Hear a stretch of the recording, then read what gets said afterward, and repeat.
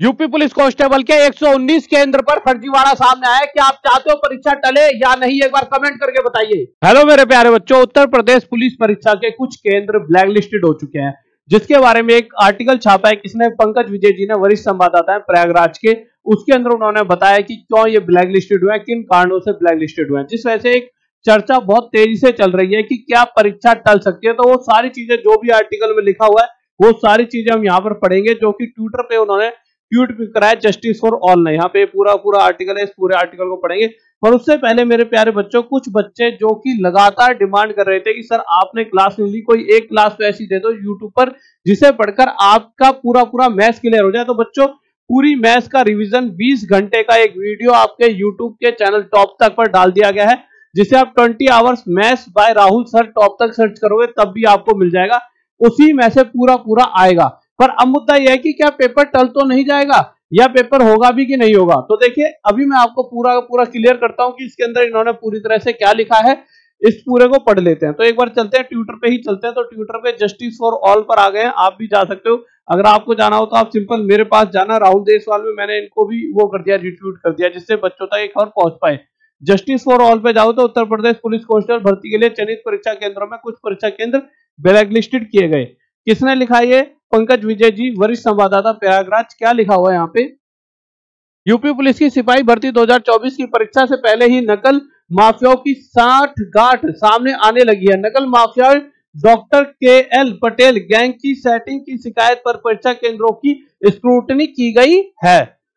गंगा पार के अलावा यमुना पार में भी कई परीक्षा केंद्रों को ब्लैकलिस्टेड किया गया है। अब 245 परीक्षा केंद्रों की जगह 126 सेंटरों पर ही परीक्षा आयोजित की जाएगी। यानी आप समझ सकते हो 245 में से सिर्फ 126 सेंटर आधे हो गए। और सिर्फ कल ये खबर है, कल की, और अगर सेंटर आधे हो गए हैं तो किस तरह से परीक्षा कराई जाएगी आप समझिए। मेरे पास एक रूम की व्यवस्था है जिसमें से मैं 4 लोग सुला सकता हूं, उसमें दो रूमों में 8 लोग। परंतु आज मुझे पता लगा है कि भाई साहब वो दूसरे वाले रूम खराब है, उसको यूज नहीं कर सकते। तो कैसे एक रूम में 8 लोगों को बिठाया जाएगा?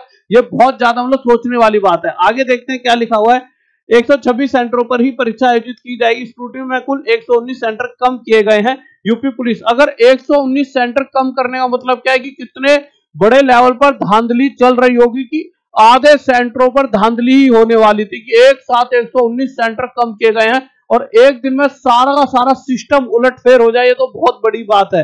किए गए हैं। यूपी पुलिस की 60,000 से अधिक सिपाहियों की भर्ती होनी है। 17 फरवरी से दोनों पालियों में परीक्षा होगी।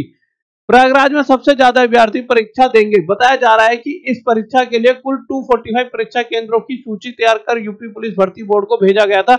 इस बीच कई जगहों से शासन को शिकायत मिली है। तो गाइस, ये पूरा एक आर्टिकल है। अब आपके दिमाग में आएगा तो क्या इस वजह से परीक्षा टल सकती है? क्योंकि हर जगह एक कुछ चीजें ऐसी सर्कुलेट हो रही है, टेलीग्राम, व्हाट्सएप, फेसबुक, मुझे भी बहुत सारे मैसेज आ रहे हैं और हर कोई बच्चा यही पूछ रहा है और हर बच्चे के दिमाग में एक ही क्वेश्चन है, क्या परीक्षा टल सकती है? आप भी अभी अपने दोस्त को वीडियो भेजोगे तो उसके दिमाग में ही पहला क्वेश्चन यही होगा, कहेगा हाँ यार मैं भी यही सोच रहा था कि यार की परीक्षा टलने वाली है। तो बच्चों, आपको बस मैं एक बात कहूंगा, अभी आपका काम सिर्फ ये है कि आप ये समझिए 17 फरवरी को ही पेपर होना है और आपको वह एग्जाम क्लियर करना है। उस तरह और उस सोच को लेकर ही आपको चलना है और उसी हिसाब से अपनी तैयारी करते रहिए। और आपको ये सोचना है कि उसी दिन पेपर होगा और हमें सिलेक्शन भी लेना है।